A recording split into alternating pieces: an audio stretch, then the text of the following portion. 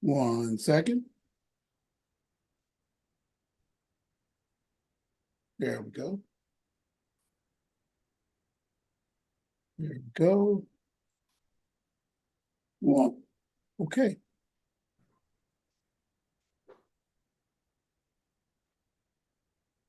The meeting is being tubed. Okay. View. Let's go speaker. All right. Welcome everybody. We're going to get started now with going to make sure we share some view graphs with you. And let's get started here. I do have one public service announcement because I see he came. And I want y'all to know about Eric Moore. He's my good buddy. He doesn't know, but him and I are going to be working together a lot this particular admission season. And I see he's here. Let's start off by saying hello to Eric. Hi, Eric Moore. Hey, good evening, everyone. Eric is the founder of, why don't you just quickly say just a couple words? I know I got a lot to cover, but I want you to say a couple words. Somehow hit that book, the Life Prep. Go ahead, go. Okay.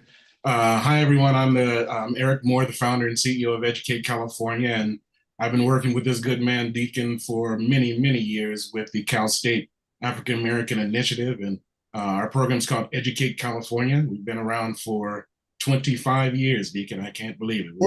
Whoa. We're celebrating our 25th year now. But it's been a pleasure, and we help families prepare their kids for college and careers. And I actually come to the Deacon to learn a lot of different things on a yearly basis, and look forward to meeting you all. But thank you all for being here.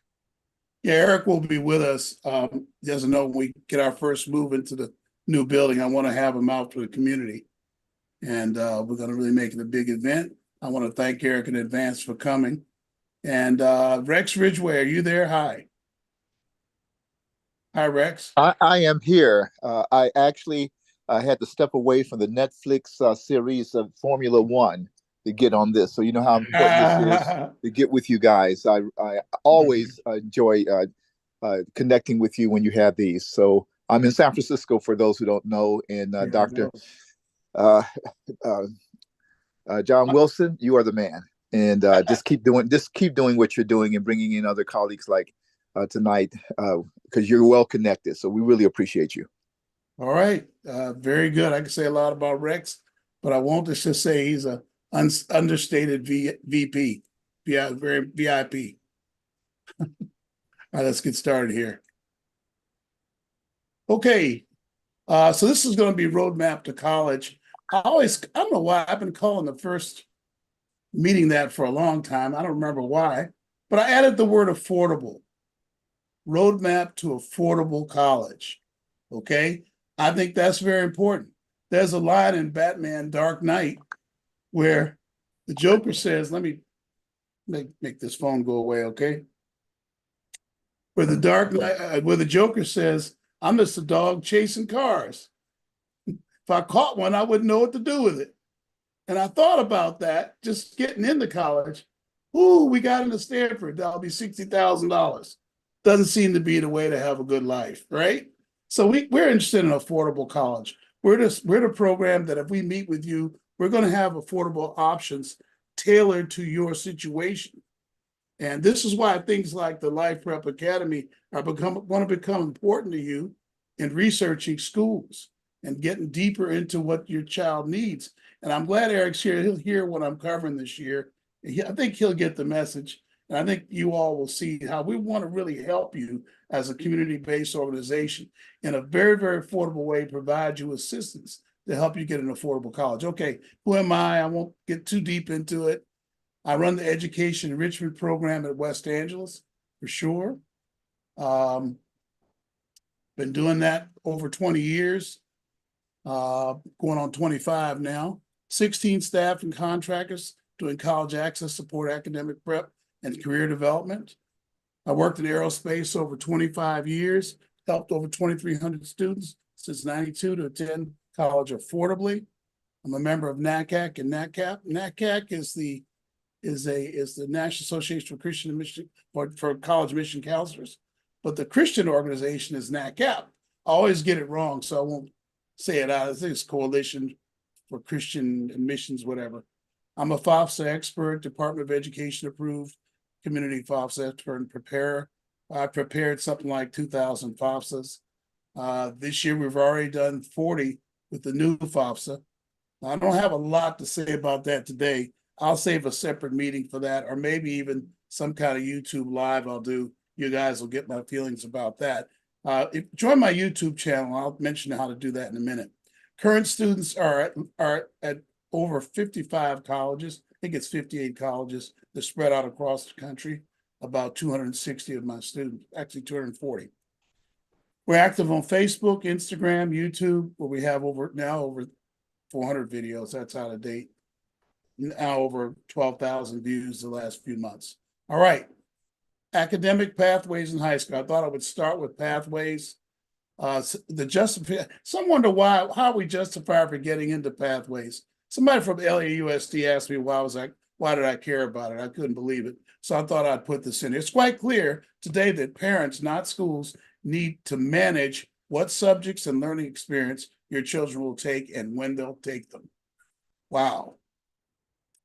Train up a child the way they should go to grow where they want to depart from it. Proverbs 22:6. You're studying your child, which way are they going? You know the things they need. I often say you are the designer. We understand, I know God is really the creator, but you work with your children, you develop them, you know where they are. We understand what is happening with the passing of the framework. I have a next slide on that. Battles for math in schools, and look at what happened in San Francisco, just happens Rex is here. We realize that parents need to get more involved in what's happening in the school. Parents, you're going to hear that a lot more from me this year, suggesting ways for you to get involved that you may not have even known about, where you can exercise some influence over your schools. It's going to take a conscious effort in the community and from parents to ensure that our youth get STEM-based careers. Those where all the money is going to be. And the idea of a STEM-based career is going to become more important, more attainable, even for that student that thinks they don't know math. We got to think about that. That's where the money is going to be.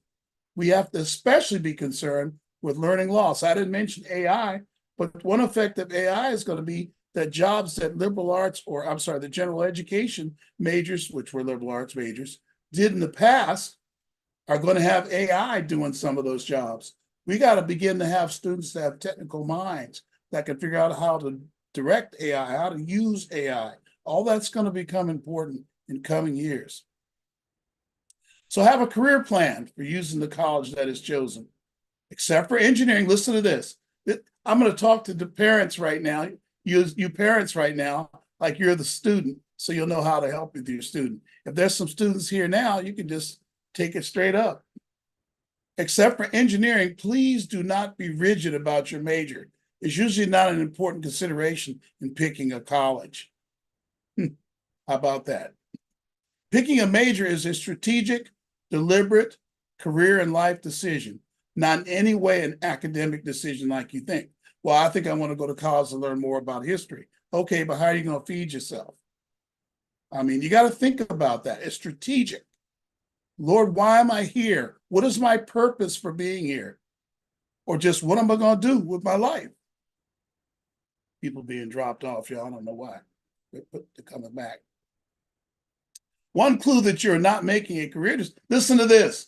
One clue that you're not making a career decision is that when you're thinking about the city, type of school, and school so much that you change your major depending on what school offers it. That tells you if students do that. If I say to them, well, why'd you pick that school? Well, I'd go to that major in something different, but I want to really be in that town.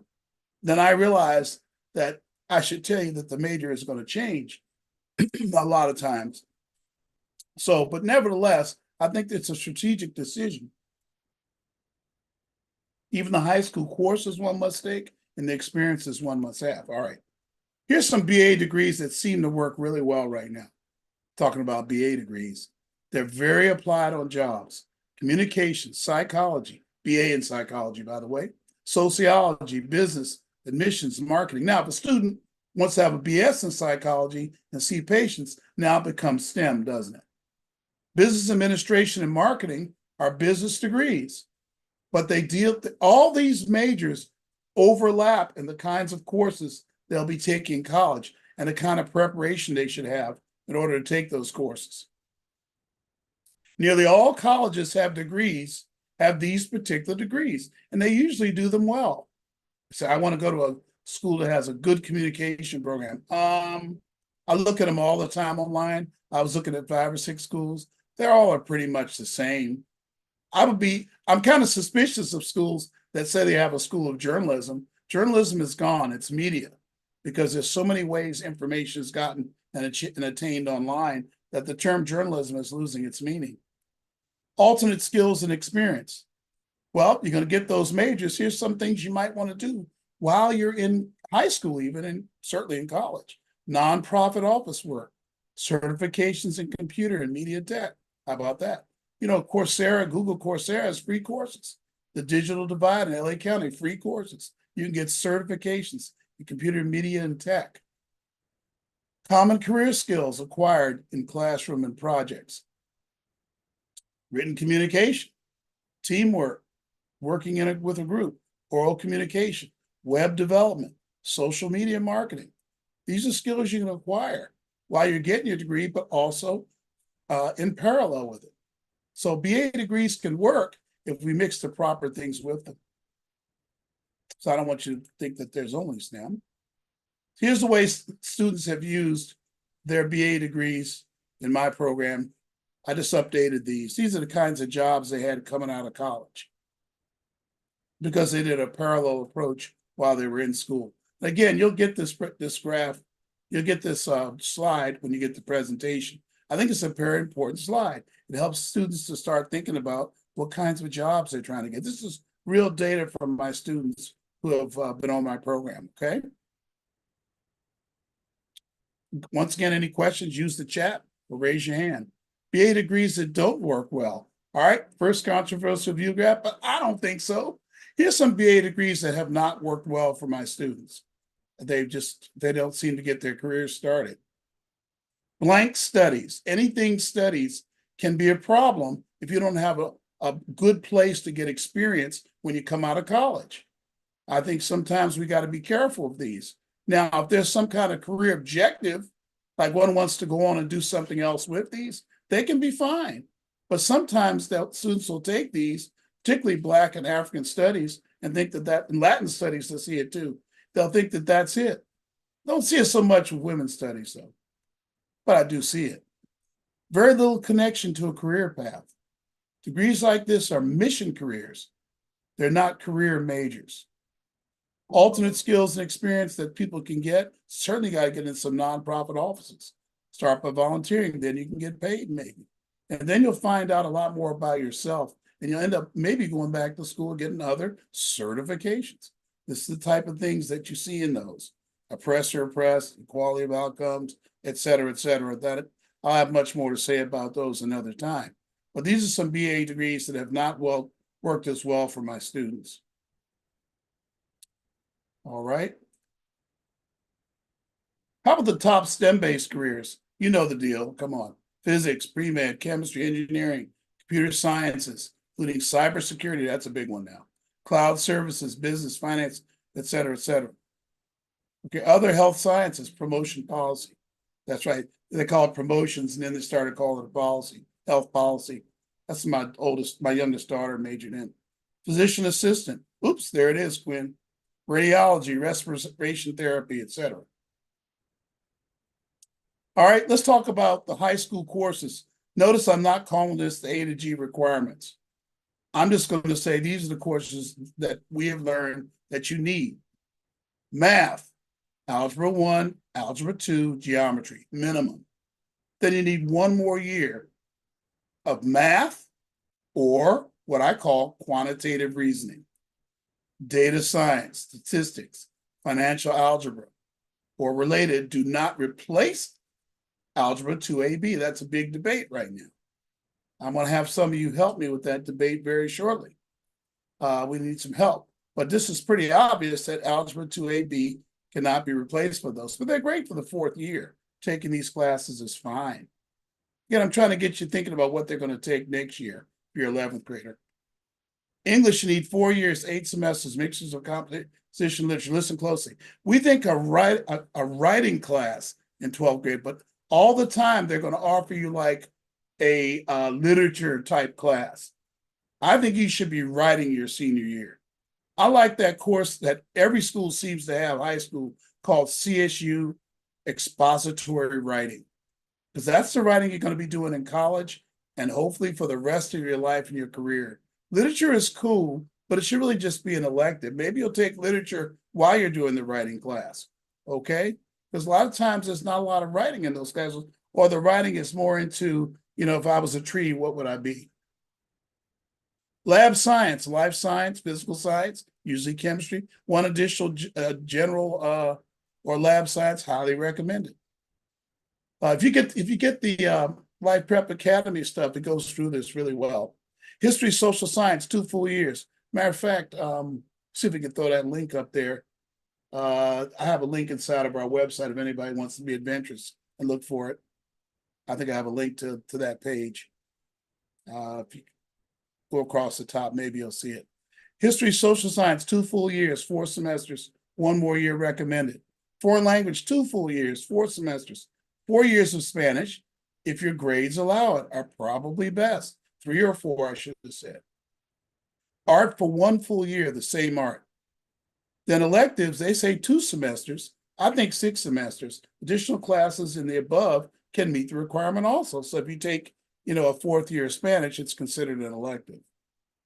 All right, so those are the high school courses I think they're needed. So as an 11th grader, you got to look back, parents, and make sure they have these courses covered and that they got a C or above in each one of them. Typical pathways for non-STEM majors.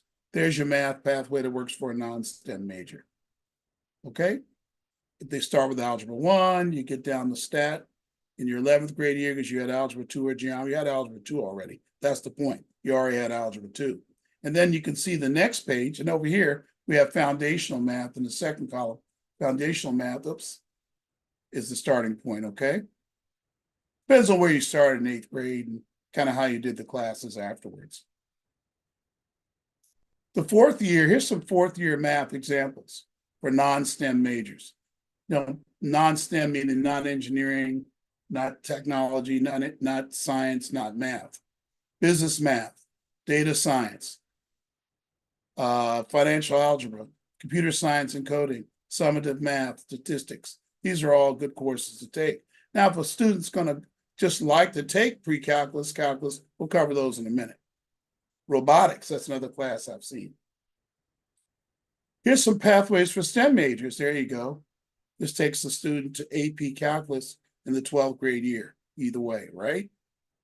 It's just that 10th grade year, they got to take geometry online, one of the 2 online or at a 2-year college, if they start with foundational math. But I think most of you will start at Algebra 1, and that's why I'm glad of what's happening in San Francisco right now. That's a pretty good deal.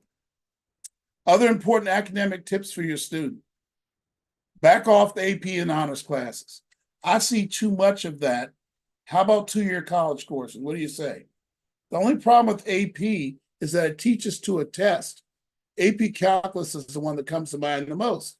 Very few engineering schools will allow you to, when you get to their school, they won't let you skip calculus. They'll let you use the credit for an elective, but once you take their calculus, because they realize if you took AP Calculus, you didn't really get a 100% calculus class. You were taught to the test.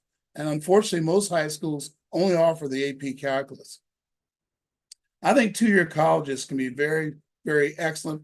They look really good on your record. In the admissions room, when they're reviewing your application, they're regarded very highly. Just think about it. You're telling a college how your student did in college. Or students, you're telling colleges how you did in college. How you like that?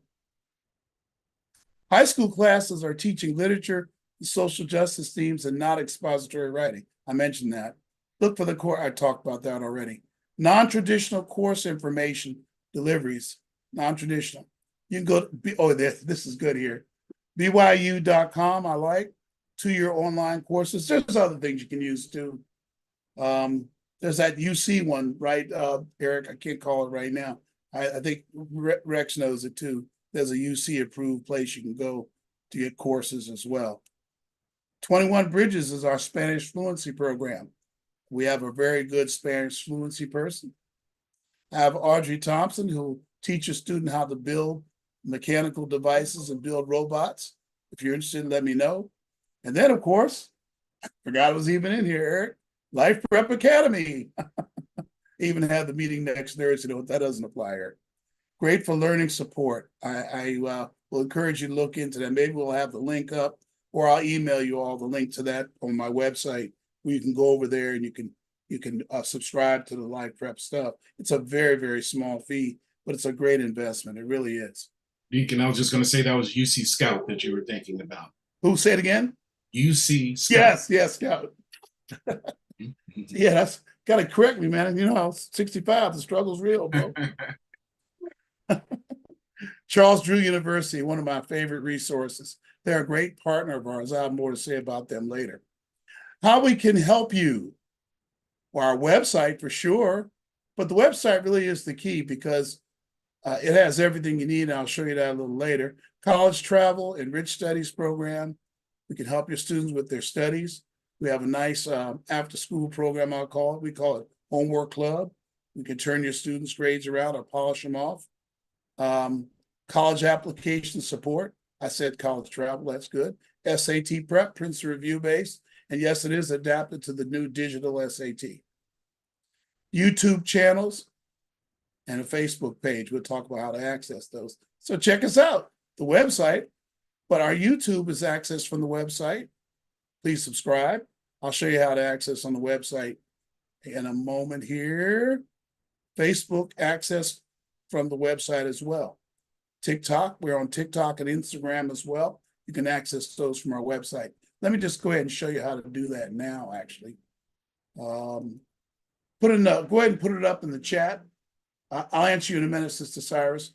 Put it in the chat, the link for the parents to get to the website. That's all we really need is the website, okay? I'm gonna go out there and show them how to do that. So up here, parents, let me get this out of the way. Here we go. Okay.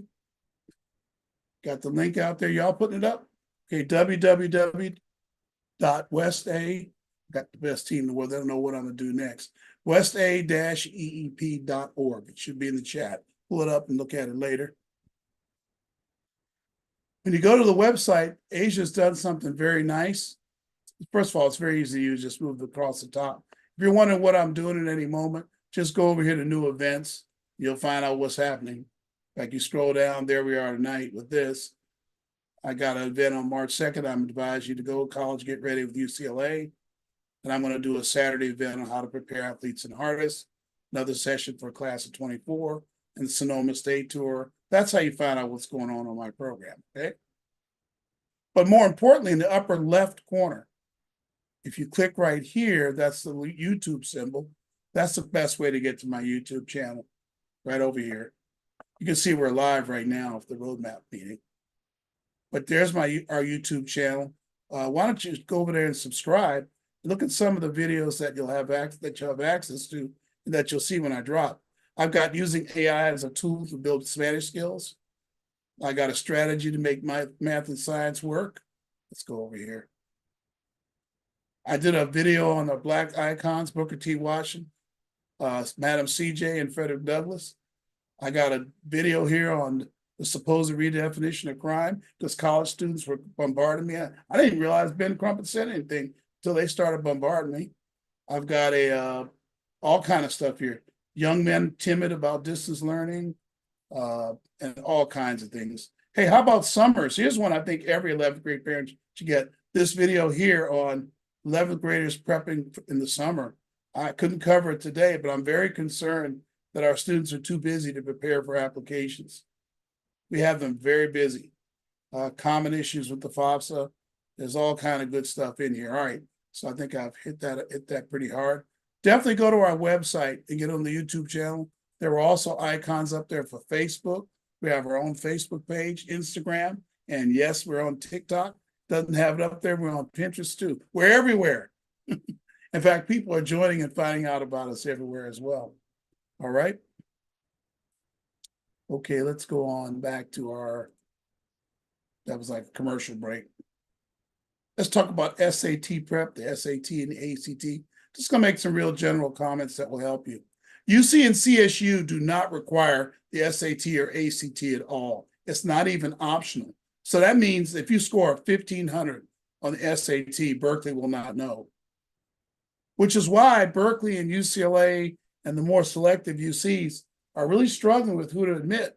I predict they'll go back to some kind of testing, but I don't think it's not going to be this year or next year. So if you're 10th, 11th grade, it's not going to be that quick. They're experimenting now. They claim they're not, but they are. Then you got this thing of Yale, MIT, North Carolina, and Dartmouth. It's like every day I hear about a school who's brought back the SAT. Now, first of all of them didn't get rid of it with COVID, but many have bought it back after taking it away because they found they're losing knowledge of good applicants who scored high on, who would score high on the SAT, just have very good grades. They want to admit some of those students. Yes, some of them are minority students. This belief that minority students can't score high on the SAT is not right. I of course, I get to know a lot to do because we have prep. High GPA students, 3.7 plus unweighted, that are applying to selected private colleges should take prep and the test. So you have a higher GPA, that's a tip-off. You should be taking SAT prep and the test. Somebody said, what about 3.0 to 3.7? That certainly won't hurt you, but I don't think it'll be as useful because if you're applying to a selective college, you're going to need a higher GPA than 3.0 or 3.1 or 3.2 for sure. Apply now for test site for May and June. If it's filled, apply for sites that are further away. Unfortunately, Los Angeles and most urban areas in California, all of them, don't have any test sites anymore, or very few test seats. So you got to get ready. You're going to take an away trip. I have a parent just got the SAT in Thousand Oaks, and one's going down to San Diego to take it for this current SAT. I'm sorry about that, but we need to put pressure on our school districts to open the schools up to do SAT prep. And I'm doing some things to do my yearly pressure that I put on them as well. Yeah, Deacon Wilson, Rex Ridgway here. Just a quick thing about the SAT, ACT. Mm-hmm. As you know, we've had a situation up here in San Francisco where we don't have test sites, and most of our kids actually in San Francisco have to go 25, 30, 50 miles away to find test sites. Same thing here. Go ahead. Same thing there. Okay, and it's just it's really a crime. So many California kids, want to take the SAT and ACT because they're applying to private schools like USC or Pomona, Pepperdine, Stanford, California, sure. Yeah, et cetera, et cetera. And so, like you said, they're test optional, which really means test recommended. And then of course, some want you to actually apply. So I would say the key thing to do is know that, like, through the College Board, is usually they open up like 2 months before registration. As an example, June 1st, I beg your pardon, the August test for the SAT opens up May 15th. So when the sun rises on May 15th, I'm going to be right there because it's like a vacuum and everybody knows. And so they jump on it real early. So set your calendar for May 15th if you want to apply for the August SAT. Okay, and then one last thing, and I'll get the mic quick back. These SAT and AC tests, you can prep for them and get high scores. People who don't get high scores just take them for granted and just think they could go in there and just ace the test because they're smart. Right. You can prep and because you give the test, you actually teach. My granddaughter was in one of your classes, John. And so I'm just telling everybody online is that a lot of the kids who do well on these tests, they prep for them, they practice for them like a baseball game. It's like you're a shortstop. There's so many ways that ball is going to be hit to you. And by the time the game comes, you're ready. Same thing with these tests. If you prep for them, you should get a good test that's representative of who you are. I really believe that. Thank you. I agree. We've invested a lot in our partnership with Princeton Review. We just made a big decision to invest a little more next year. We're going to become a test site for the digital SAT, probably for August. That's what we're aiming for now. So yeah, preparing is very important. We do it. We have a preparation program. I'll talk about that. There's also one in August. He right on cue. He must know what I was going to do. I was going to mention there's an August SAT as well. So May and June, then August. Okay. There are minimal, yes, we do have prep for the May test. We have seats available. You'll have to take the test further away though. I've just talked to a parent, but at least you'll be able to get it. If you want to do prep, we'll do it. There are minimal affordable ACT prep services in California. They're just minimal. Because this part of the country, well, let's just put it this way. This here is SAT country. Because in other states, the ACT is their high school proficiency exam. But in this part of the country, unlike the South and the Midwest, upper Midwest, we don't have such a, we got rid of it 14 years ago. We don't have any kind of proficiency test, and it wasn't the SAT anyway. Register for SAT prep with us. You can go to our website, click programs, SAT prep, and you'll be able to register for our prep, which is online for the May SAT, because we're not sure when we're going to get in the building. When we do get into our new building, we're going to be streaming it. That's probably what we're going to be doing. Optional, when a school says they're optional for SAT, I'm sorry, the word prep shouldn't be there. When they say they're optional, treat it like it's required, parents. The SAT is required when they say optional. I mean, you just can't imagine the grades and activities you have to make it really, you don't have to submit scores if they're saying optional. Don't fall for that trick. Students with reduced GPAs are almost never advantaged by taking the SAT or ACT. Keep that in mind. They can take it, but I never see an advantage, you know, in the current environment. So that's where we get into, gee, can they get an optional, go to an optional school that's selective? Well, they're going to look at GPA if they're really selective. Now, there are some mildly selective schools, but that's why we like to do conferences, and we'll talk about that later. You got a conference with somebody to help you with that list. Here's some of the things we do. The free services will be in red. We'll do a college readiness meeting. I should have mentioned it. I do a meeting before that meeting that's free also, where I just meet with you as a parent after I see the transcript. We just have a talk about what your affordability goals are, okay? College readiness meeting, career planning, college list development. It's cool to do those before you hit your counselor so you can ask questions and get your counselor involved and you've already thought about it. I'm either good before or after, it doesn't matter. Common application and UCSA development and review, we do that. Supplemental essay development review, we do that. General consultations are free, you can ask me anything you want. Today was a typical day. I had about 15 12th grade parents contacting by text or email or call, and I can answer questions. So they can't get those questions answered all the time. CSU application delivery and support. We definitely help with that. But we're very hands-on with that one because that application is not user-friendly. UC application, there is a little more user-friendly, but we still think we have to be available to help. FAFSA prep delivery or support, and the CS profile, if you're not aware of it, it's an additional financial aid document for many schools above and beyond the FAFSA. Scholarship application, motivation, and sources, free. We have a scholarship page, so we're very active in that area. Go to our website and look at some of our scholarships. I know it's a little early for 12th, 11th grade, but get familiar with how to look at certain pages we have. I think in there is where you encounter Life Prep Academy also. I send them there, Eric, to get a hold of you because you got some things in your Life Prep Academy they need to see in regard to scholarships, I believe, right, Eric? I'm thinking that you do. Yep, absolutely right. Yes, we have Yeah. page. Our dashboard is absolutely free. It's for them to take a look at the scholarships and the homework help sites that we have available. That's what I thought. So I have a link to you, and then I also talk about it under the scholarship part. All right, okay. 2 college access support meetings per month. And people use those. We meet with people all during the admissions process. In fact, I'm making some changes in my program where we can be more available to do these kind of meetings. It's very important. And then we do general support agreements that cover all or most of the above. We can set up an agreement where your student can get personal attention. Sometimes they're really busy and then you need overall application project management. And we do that as well for very, very affordable. I mean, you go to a consultant, they're going to be $8, $9, $5, $6, $7, $8, $9, $10,000. We're doing it for a couple $100 usually, maybe because we're subsidized by West Angeles and by grants, right? So we can do that and help you out on that. Here's the college application process. with the essays.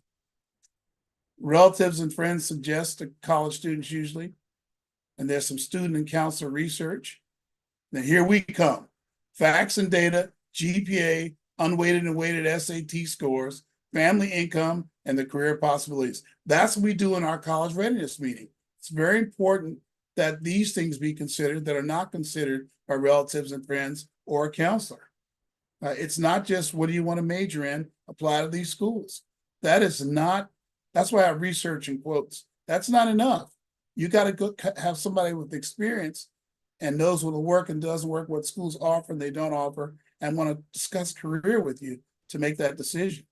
Or I shouldn't say career, I should say careers, right? Because it could be several you want to look at. A college list is developed. And if necessary, you'll do, yep, if necessary. Look, half my students don't even have to do essays when we do a data-driven list because they determine that we don't need to apply to selective colleges. Supplemental essay. All these are things that are done after the college list. And then you do your private UC and private college application completion. I don't show CSU here, but you'll see why in a moment. You got early action schools as early as November 1st and regular applications December through January.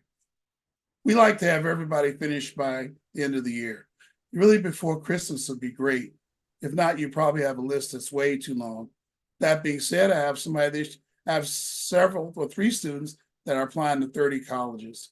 You know, I saw that this year for the first time. A lot of it has to do with coming out of the pandemic, parents. And I know, you know, we want to really make sure that we cover all the bases because it was so unfair what life dealt to our students. But you can't have too many colleges on your list. It's possible. Stressful too. The things youth and parents should be doing now in the process. We'd love to do a transcript review and have a parent meeting with you. You can send us your 3-year transcripts. We'll be glad to have that meeting. Some of you, we already got them, so we're going to be emailing you. We wanted to wait till this meeting. We want to give priority to people who are in the meeting, and some of you are here.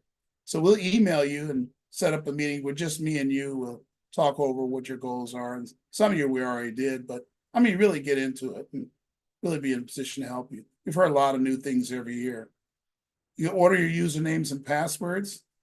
We'll talk more about that in the next meeting. But it's time to think about who will be the FAFSA dependent parent if you're separated or divorced. So I can talk you through those kind of issues one-on-one, because everybody's situation is different. It's a very private matter anyway. Know the components of an affordable college list. Yeah, all that kind of stuff we're going to talk to you about. And your preliminary college application list, your application prep as soon as possible. Yeah, I think even in late spring, many students should start on their applications. Draft Common App and UCSAs. Prepare for supplemental essays. That happens in spring and summer. More on that later. Let me see. Hold on here. Stand by. I believe yeah, it's just the facts. Just facts about the essays. I don't get into the content too much, Brianna, but UC, you're going to pick 4 out of 8 essays. They're called personal insight questions, 250 to 350 words. The Common App essay, you pick 1 of 6. And I recommend doing 1 of the 6. Don't do number 7. They talk about you in the admissions room. If you turn in an assignment as your essay, they'll wonder why you did that. I think it's a trap. I really do. Pick 1 out of the 6 essays, 350 to 650 words. Supplemental essays. Yep, some Common App schools want additional writing, 250 to 500 words, also short answers. So there's some supplemental writing depending on the school that you're applying to. Then you have regular essays that are not Common App. Some non-Common App schools want 1 to 2 essays of varying length, Biola, Georgetown, Brown University, and others. Okay? So that's all the writing that you'll have to think about. All right, let's do a little, any questions out there for me, team? My team? Got 14. Doesn't look like it yet. Yeah, I think we're going to get some here. That's why I asked. Transcriptology. It's a word I created, transcriptology. Here we go. Here are the schools that do not require transcripts. Oh, there goes Sister Cyrus. Go ahead, speak right up, Sister Rio. Okay, so you talked about the dates, the early action dates I and did. early I did. action dates. I didn't overview all the dates yet. I'm gonna do that later, but go ahead. No, that's okay. The question I have is there's a couple of schools that we're thinking of that they talk about holistic review, and they Oh, said you can apply as early as October. Is that something we I'd could like talk to to? know more about those schools, but I don't think you'll be advantaged. I think just do their early action. Oh, Holistic review just means they look at, a lot of different factors and make the decision. Little secret for you, this just in, 90% of schools do holistic review. They do look, they? yeah, they do. Okay. UCs think they're unique on that too. Come on. They look at more than just your GPA. Yeah, okay. We'll talk about it more, I think, offline. But Yeah.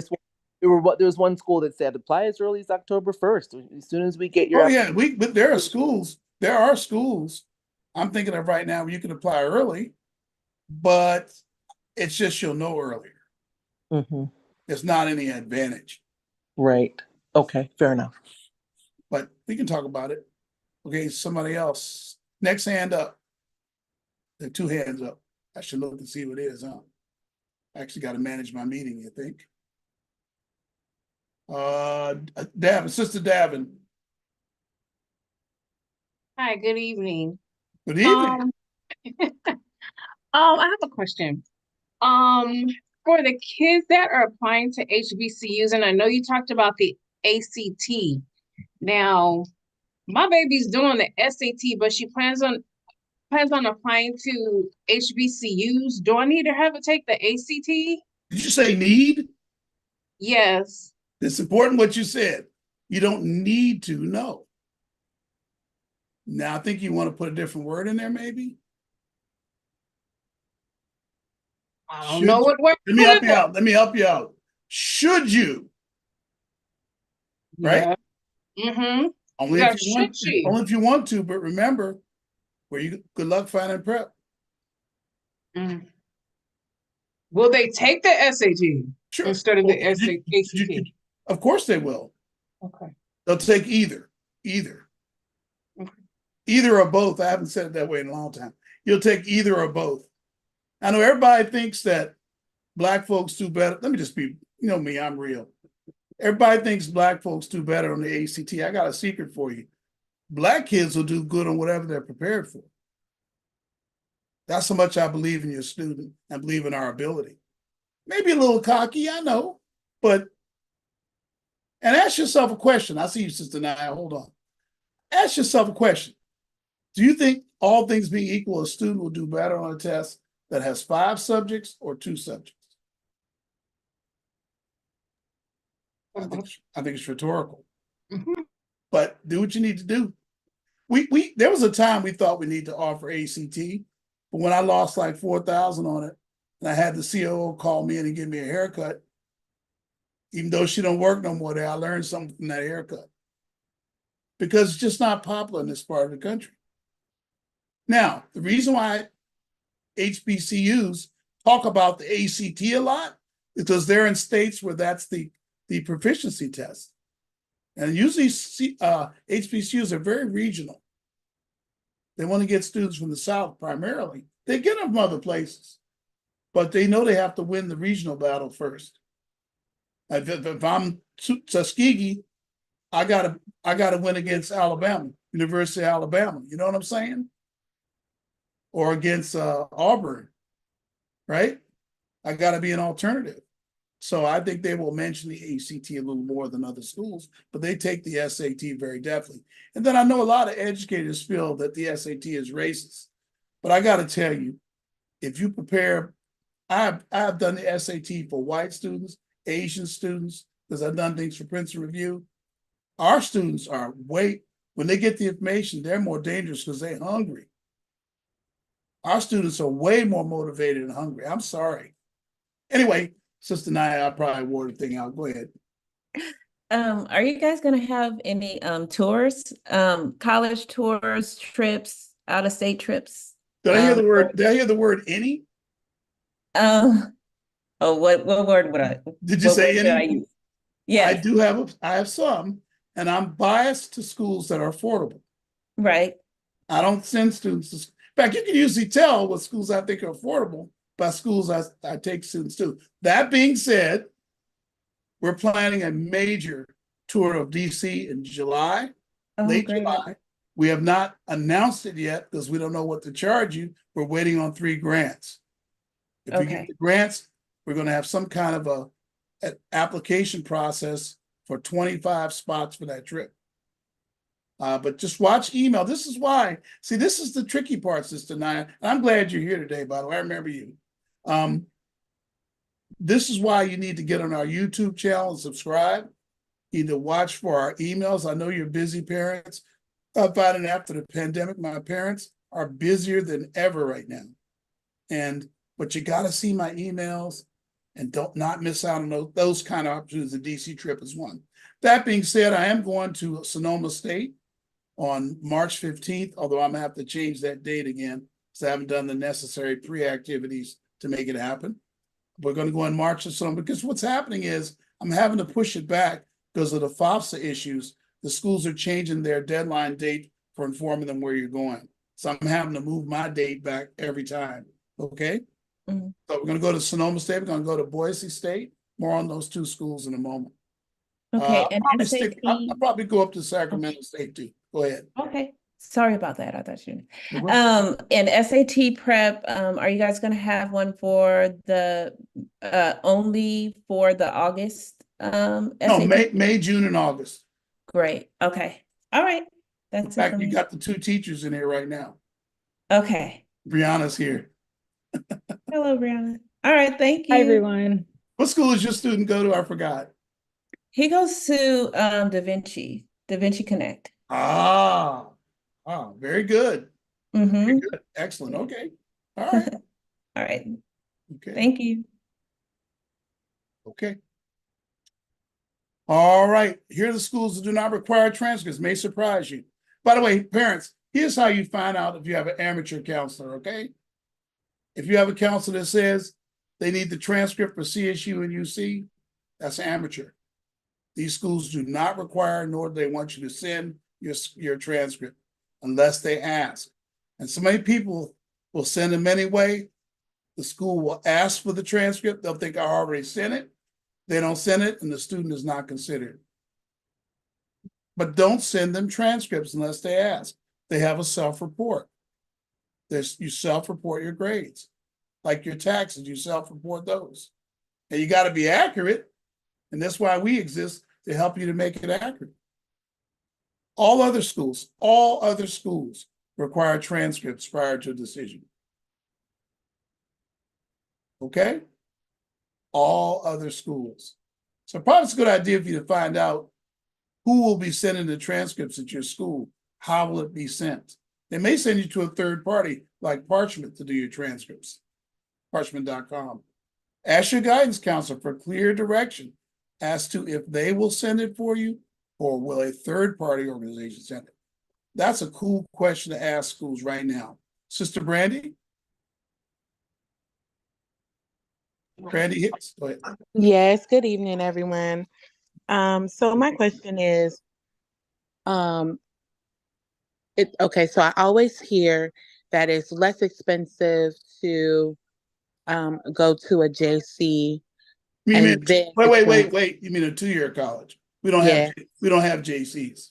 Okay, a 2-year college, and then transfer to a 4-year. Is that true? You know, that's interesting. Very few things are, I would say it's always true. Now, you didn't say should you didn't ask that. So I'm just answering your question. It is cheaper. The 4 years will be cheaper. No matter where you're going to school, it will be cheaper to get a 4-year degree. Yes. Up to 60% cheaper. Okay.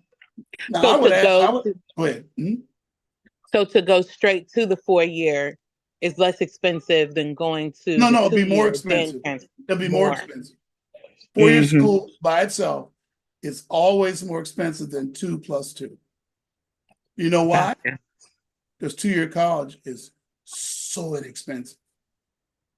Now, I'm going to talk about that a different way later. Okay.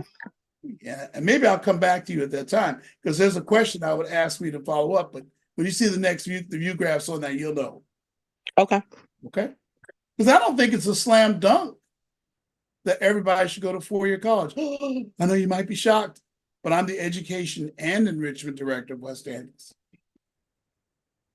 I think that more and more as colleges begin to price themselves out, people might do what Sister Brandy just said. I don't know. So I'm gonna have some great two-year college suggestions for you. So would you say certification? We're gonna talk about that. Okay. I Okay. kind of implied it earlier, didn't I? You did, and that's why I was, Yeah. my ear kind of perked in, but I didn't do a 4 year. I actually was because I wanted to be a midwife, but then I had my Yeah. children Yeah, things and change. dropped out, Sure. and then things changed, and then so I just got certifications, but I'm a doula as well, and I do good for myself, and Okay. I look at all my children, and every single one of them are different, and they have different they just have different Yeah, gifts and they'll be all anointings, different. and so Right. yeah, like. So one, I'll push the 4 year. The other one, I'll be like, just go on and get your certification and just be in and out, because I just know that attention span, So I'm just wondering. Okay. Yeah, you will never hear me say there's no role for two-year college. Okay. Rex? Yeah, I just want to chime in here. I have three daughters. Two of them went to 4 years straight out of high school, and the youngest one went to a 2 year college and transferred. And it worked just well for her, saved a lot of money. Sure. And she got a great job. She's working for a medical practice up here in San Francisco that handles all of the injuries for the Warriors and the Giants and the UC College Division One, and she just loves it. And she always wanted to do that, but was always a point of, like the other person who chimed in about the cost. We saved 2 years of money because she started out at a junior community college, junior college, 2 years, and then transferred after her Yes.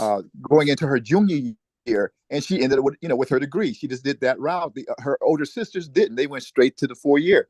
But on another note, what we're doing with our granddaughter Josie, we're having her load up on APs and dual enrollment.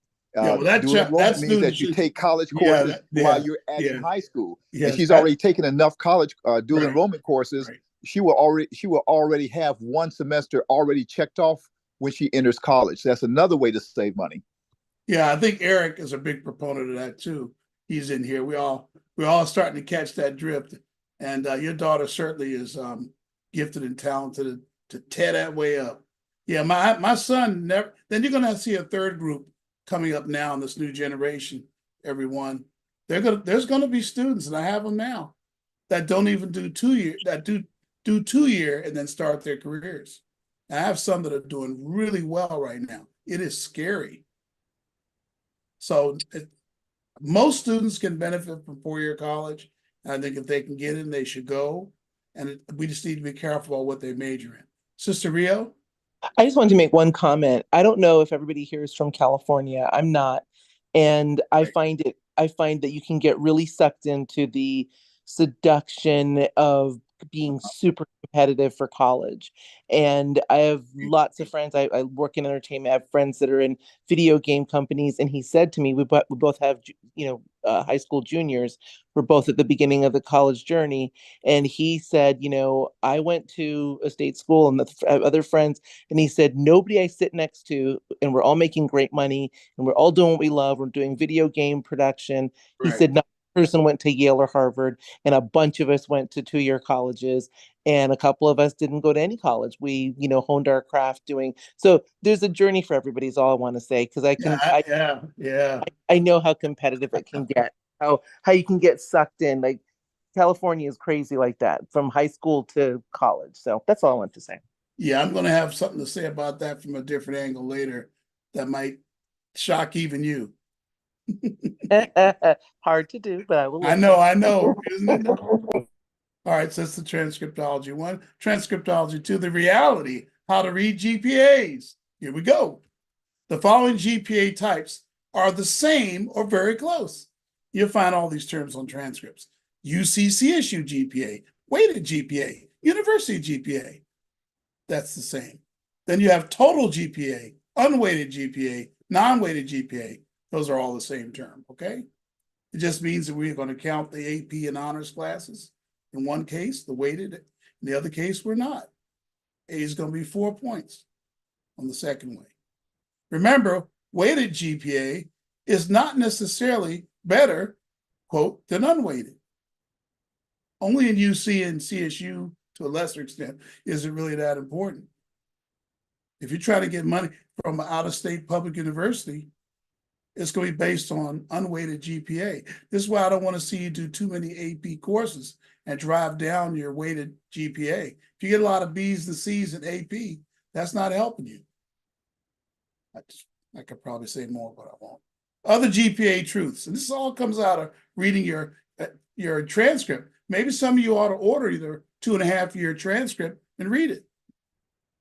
Admission decisions are often based on unweighted. Dollars from colleges are based on unweighted. Be careful. Life is not a UC. Kind of like bouncing off that last point. Life is not UCLA and UC Berkeley. There were 9 out of 4,100 colleges. There are a couple other colleges that look only weighted, but not many. Selective private colleges qualitatively consider AP classes, not quantitatively like UC. So private colleges will look and see, did you take AP, but they're not going to count them higher. So these people that say, I had a 4.45 GPA when I applied to Harvard. Well, Harvard didn't look at that. They didn't look at it that way. They looked at you as a 4.0 or 3.95 or 3.86. I bet you didn't know that. Here's some ideas. You want to build your college list? I hope I got to you early enough to do it. I hope I didn't ruin this picture here. Hold on. Yeah, I'm in that picture. I did ruin it. Okay, whatever. So I'm in the picture there. These men are. This is the president of Charles Drew. This is Bishop Blake, my pastor, in the middle here, and this dapper man with the chain on. And these two to his right are executives from Charles Drew. And that's the picture we took. We did our partnership. Remember our top affordable preferred colleges. These are non-traditional schools where you can get an accredited degree and start your career. Grand Canyon University of Phoenix. How could I not mention Grand Canyon? Man, parents, that's so nice to your wallet and your retirement. Charles Drew University, also good on your retirement, and produces some great health professionals, including PA and other stuff. Let's talk about our top affordable. Here's our preferred Black colleges. That's a picture of Howard over there. Howard University, Tuskegee, Virginia State, Norfolk State, Delaware State. Those are my top affordable Black schools. Are they the only Black schools? No, they're not. There's other Black schools. Those are my preferred ones in terms of affordability. Remember, I'll never travel to or suggest schools that I don't think are affordable. But you may decide on other schools. It's your call. But I want to help you build your list when I get my shot with affordable schools, and then you can fill in other schools you might be interested in. And I'll help you either way. Don't worry about that. Here's some ideas for private colleges. Here's my top ones. It's kind of hard, but I did it. Grand Canyon again, they show up twice. Non-traditional as a private college. George Washington University in DC. Seattle Pacific University. Reed College in Oregon. Carnegie Mellon in Pittsburgh. Lehigh University, Eastern Pennsylvania, Northeast. University of La Verne, you might have heard of them. I didn't spell it right. Biola University. California Baptist University. Some of these on there because of my relationship with the schools. In the case of George Washington, Biola, Cal Baptist, I can help you with, if the student is interested in the school, to get it more affordable. Loyola Marymount's another school like that where I can exert some influence if your income is below $60,000 and you want to get a student in Loyola Marymount. If it's above, I can help some too, though. Ideas for college, but we're gonna have a local visit to LMU coming up here real soon. Speaking of traveling to colleges. Ideas for college on your college list. Here's my favorite CSUs. Long Beach, Sonoma. The number in parentheses is the number of students I currently have at the school that came through my program. Sacramento State, San Diego State, Cal State, Los Angeles, Bakersfield, Davis, UCLA. Okay. Favorite public universities, Boise State, no question. We've had up to 30 students there. Probably should give a disclaimer. I'm on one of their advisory boards for Black students, and I do. My daughter went there. Northern Arizona University, University of Nevada, Reno, University of Colorado Boulder, Colorado State, Fort Collins. So here's some schools your students will mention to you, parents. Just be aware of what's going on. That's why this chart here is so important. I can't go through them all, but I biased it to GPA of 4.0 and a high SAT score. I know what I say is you'll get better results if you have those numbers, and most students don't.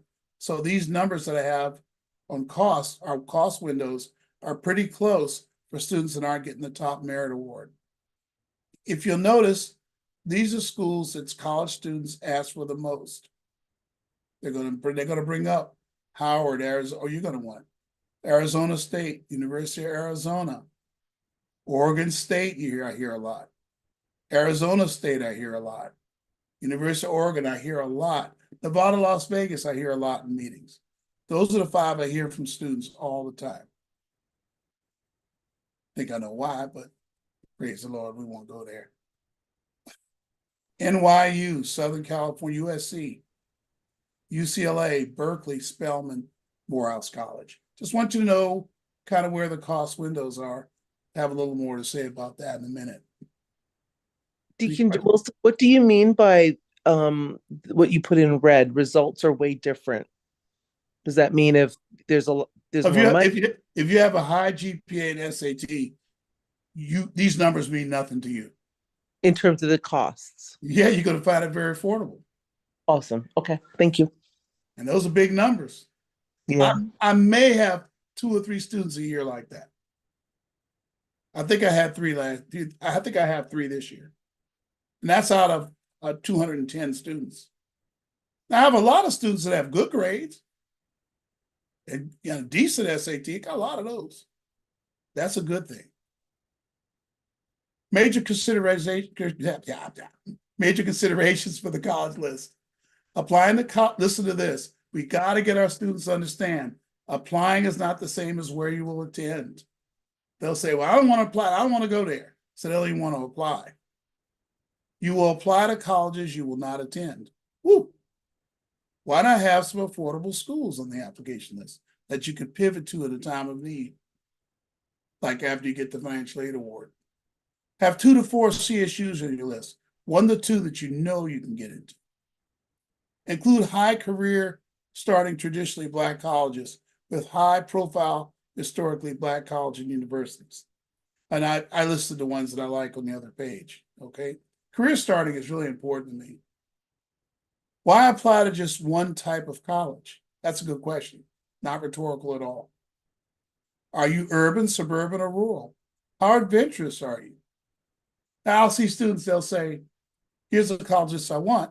And I'll see a school that's in a bustling urban area than one that's out in the boondocks. And I'll say, did you want to be urban or rural or out in the boondocks? And they'll say, oh, I want to be urban. I'll say, well, why is that school on there? Oh, because Pookie, my cousin, went there. Now, we got to really get it straight. Where do we want to be in college? Not where Pookie is. I made Pookie up. That was, I don't know. Urban, suburban, or rural is actually a very good question. You want a big school in the middle of a big city? I didn't say big or small here, but I probably should have. How close to home do you need or prefer to be?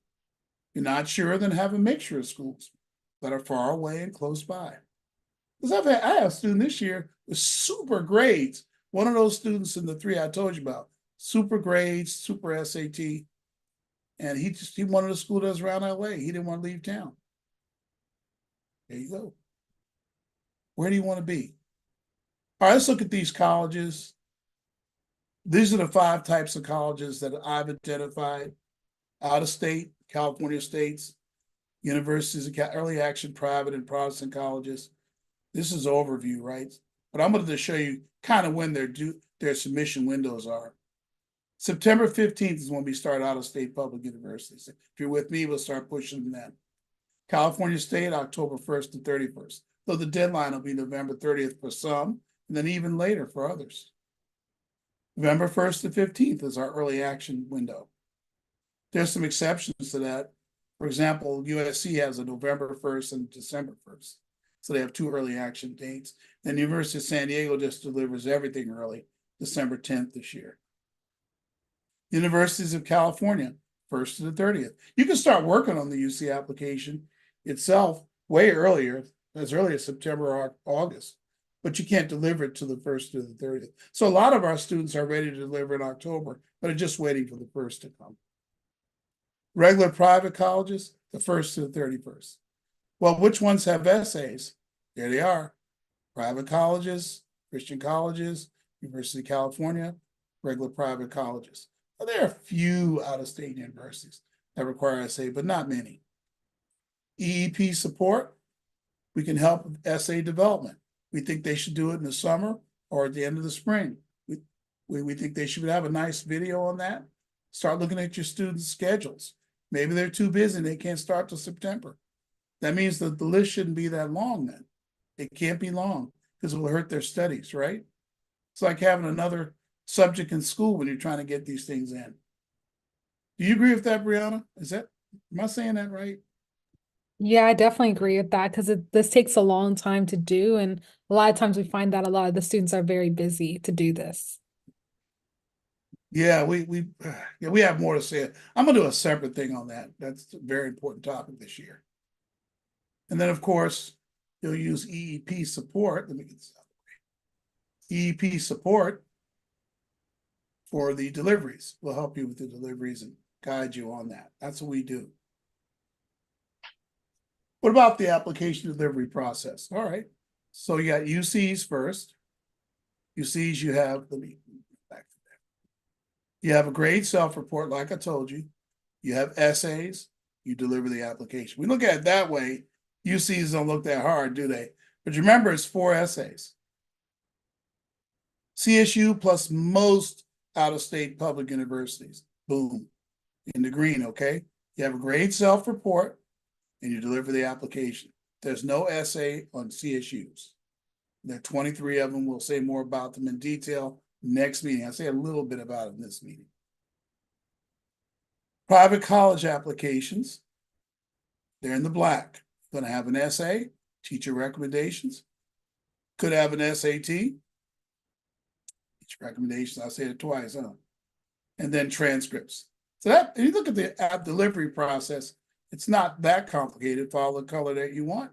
In the black is the private schools, select the private college, and the red is UC, and the green is CSU. Of course, you go to application delivery with the private school. I didn't catch that. All right, how do we support CSU? There's a grade self-report. You have application delivery, but here's I don't have it. But what I should be telling you is we'll assist you with the grade self-report. We think that that's not user-friendly. We'll help you. Usually we do it for you, okay? And then we teach the students how to follow up. I didn't include that on the slide. We teach them how to follow up on their California State University applications. Where do CSUs fit in? All right, 2-year colleges are 112, 114 now. They do transfer degrees for CSU and UC. We were just talking about that. University of California has 9 campuses that take the top 10% of students. And then the red down here, by the way, are all the UCs 10%? No.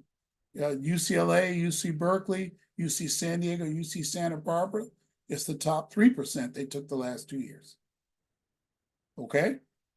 It's an average to 10%, whereas Riverside took the top 18 to 20%.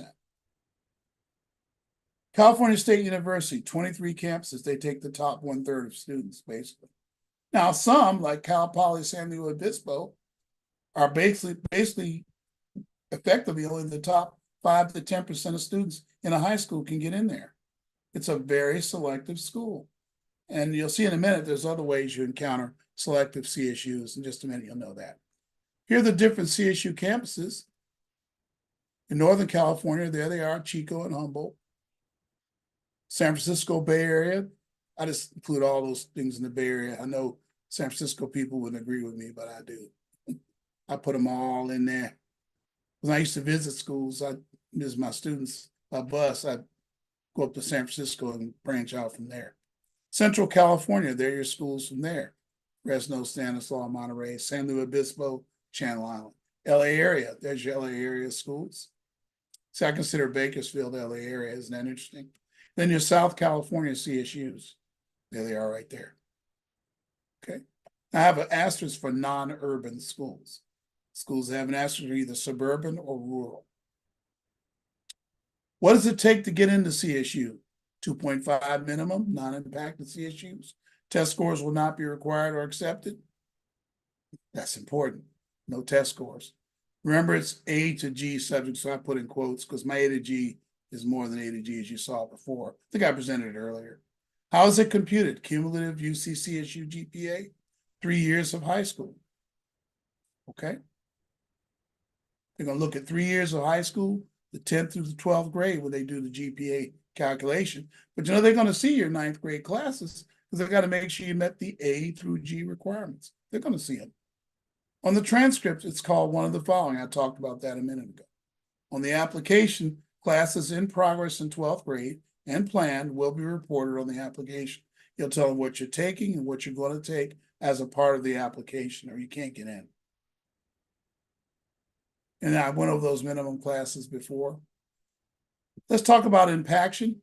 And we shouldn't say impacted. We should say area impacted. Here's how it works.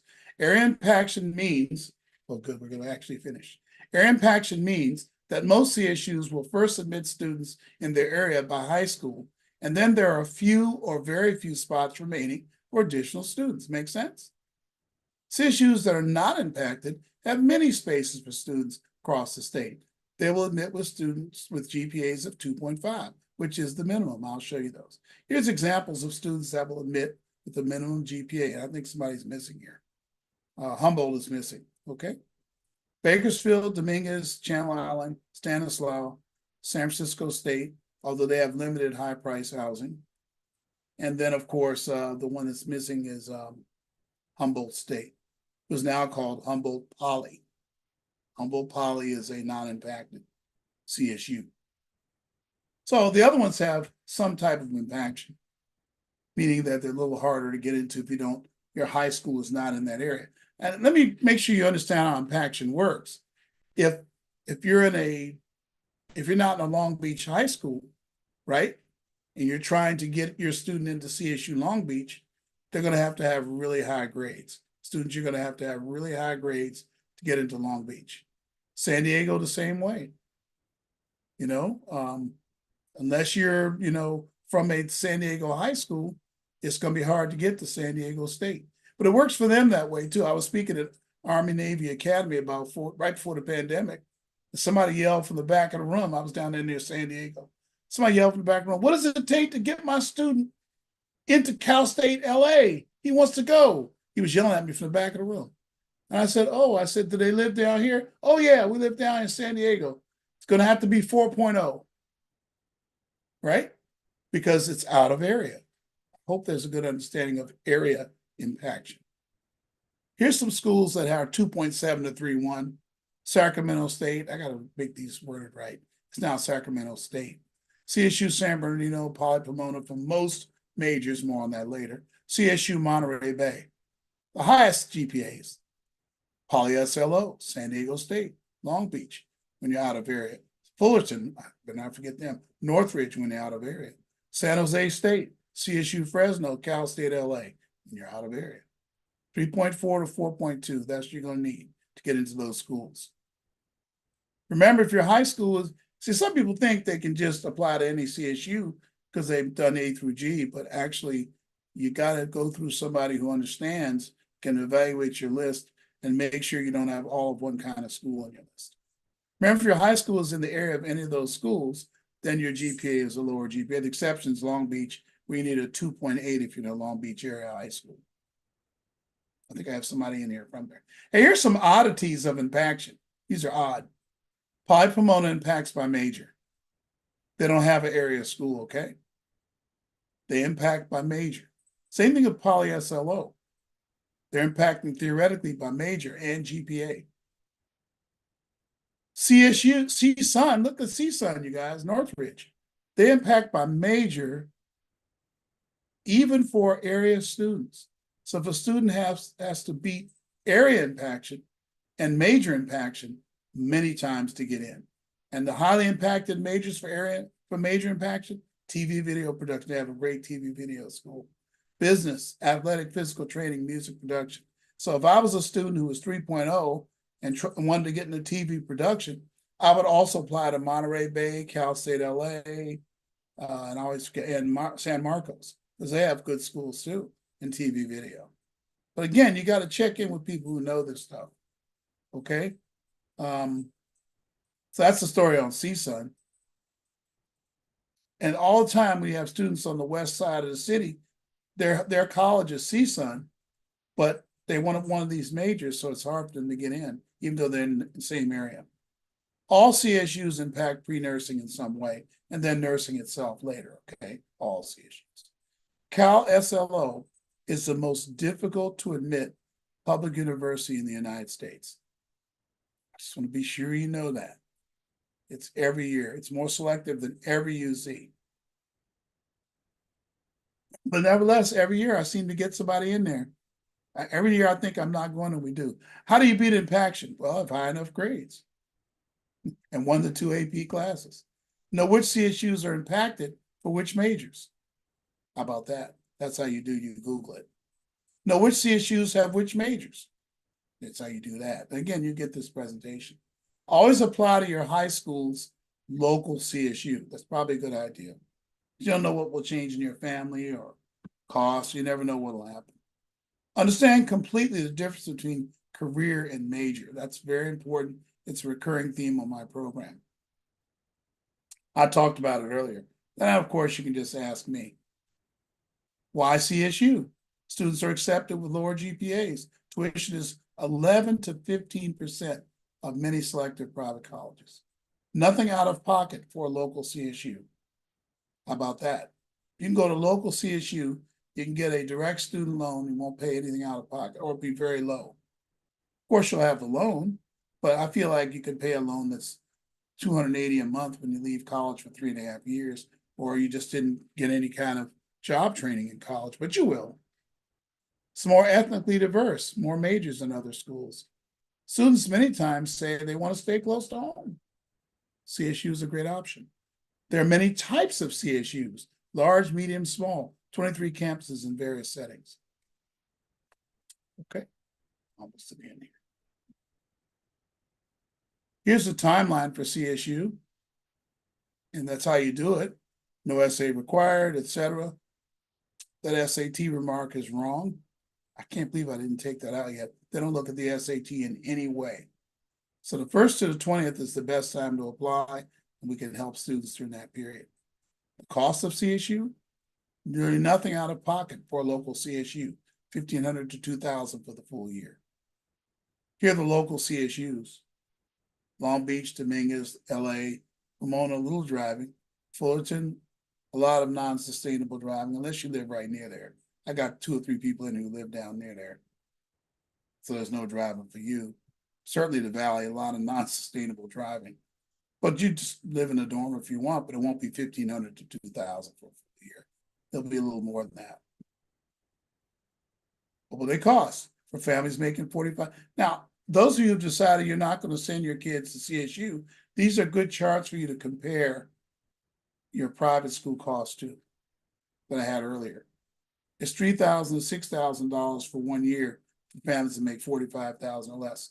And I'm talking about direct costs, room and board plus tuition and fees. 45 to 56, 6,000 to 10,000 for 1 year. How about that? Families that make more than that, going to be 10,000 to 22,000 for 1 year, including room and board, plus tuition and fees. You can see at 22,000, it's way lower than a private school. Here are the highest direct cost CSUs. They're going to be 25,000 or more. Okay, get a good look at that list. And notice they usually correlate with the high income property value areas because most of these CSUs were purchased normally as real estate around the campus for dorms and things like that. Whereas some, like Long Beach, is not on here because let's see, Long Beach and Dominguez were purchased for like $1 or something like that. There was some kind of arrangement for them to get their site. Let's quickly run through private college information, but you need to accept the reality that private college and most out-of-state public colleges can be very expensive, even for high GPA students. There's my assumption, lower right corner, GPA 3.8 plus, unweighted, family income of 75,000 plus. This is our last major topic. I'll stop no matter what. Remember the 1/3 rule. So generally, if you have the right grades and your family income is elevated, you expect to pay 1/3. In the blue is parents, the orange is the school, and the gray is merit awards by the student, like scholarships. So you're going to pay 1/3 of the freight on these schools. Okay? Now, if the GPA is not 3.8 and it's 3.6, then the blue part gets bigger, right, parents? You expected to pay more. This is why grades are so important, students. That's why it was so important to get good grades. This chart right here shows us. Well, we call it the 1/3 rule. I know what to call it, but that's what it is. I've not factored in reduced incomes, right? Reduced incomes will have more need-based funds. Oh, Rex. Oh yeah, I just want to just chime in that the Ivy League schools has come out publicly, Princeton, Yale, Brown, and of course Stanford here on the West Coast, that if your kid has can get in with the grades are important, and the single family households earn under $66,000, Right, a two-parent right. household earn $125,000, they will give you a complete ride. You won't have to pay a dime. Right. So that's- keep that in mind. That's why grades Yeah. are so important. If you got the grades, don't worry about the sticker shock of the highly elite colleges. Apply to them because they're looking to help a minority and kids of color get into those schools if they've got the grades. And if you got the grades, they have publicly said, we will give you a full ride. Yeah. But look about box lower right. I'm perfect. 75,000 plus. So if your family making 6 figures, it's not, you can't get a lot of need-based funds. That's what this chart's trying to say. And some of you are in that situation. But he's right. If your income is strict middle class, lower than 75, you'll see some of the schools will do things for you, and this chart's different. This is why the assumptions in the lower right are so important that I've made. I believe that's 75. I think I based it on one other. I think I based it on one of the Ivy Leagues actually. Said 60, 75, or those are common numbers. They used to say 120, Rex. Anyway. Yeah, well, Stanford is 125 for two parent. Yeah, but here's the trick with Stanford. Yeah. The trick with Stanford is now I'm gonna do a double negative, whatever you call it. I don't know. They're not need blind. So they peek and see how much you make before they admit you. I think that is a little shady, but I'll leave that alone. New York University, 83,000 per year. This is just the cost of the schools. USC, 80,900 next year. Harvard, 81. A lot of them have announced what they'll be next year. Harvard, 81.5. USC, 81.5. These look high, but again, if you have reduced income, no problem. But in general, you should think about 1/3 of this you're gonna have to pay. In general, if you're making 120,000, doing good in your career, you're going to pay about 1/3 of the freight. Georgetown, Arizona State, University of Oregon, Howard. Looks like a fire sale, doesn't it? Hampton, whoa, another fire sale, 57,000. So 1/3, it's about 19 or 20,000 if you're $100,000 family. Again, your students got to have grades to grab that merit money, right? Here's some alternatives to private school spending. Use your local CSUs. Be about $220 a month to send them there. Maybe by the second or third year, they get themselves a little apartment, get a little job, get through school like we did, parents. Consider Western public universities, Nevada, Reno, Boise State. They are selling out to get great students. And those are great educations. And they'll learn how to deal with white folks, seriously. Stay away from ASU, UA, UW, Washington State, Oregon State. All of them are going to be 35 to 50 a year. And again, maybe you've saved up. Maybe it's okay. Those are schools that even if you have a need basis, you're still going to pay the freight because they're state schools. Certain private, that's right. So you want to look at private schools if you have a high need basis. Certain private colleges and others, like George Washington, Seattle Pacific, Grand Canyon, even Howard, if you have a high GPA, Howard's giving the money out a lot more than the other HBCUs. I mean HBCU, they're not traditionally Black college, because it's a private school, Howard. CSUs and UCs, you can get tens of thousands of dollars in savings by doing a CSU or a UC. And certain traditionally Black colleges, rather than the private colleges, now I mean traditionally Black colleges now. Norfolk State, Virginia State, Prairie View. I stuck Tuskegee in there, they're a private school. They give some very, very generous award packages because they actually have a deceptively large endowment. They get a lot of government type research grants there at Tuskegee. They always have. The most popular HBCUs and TBCs are, here some of them are, with your estimated cost, if they're that family that's making more than 75,000.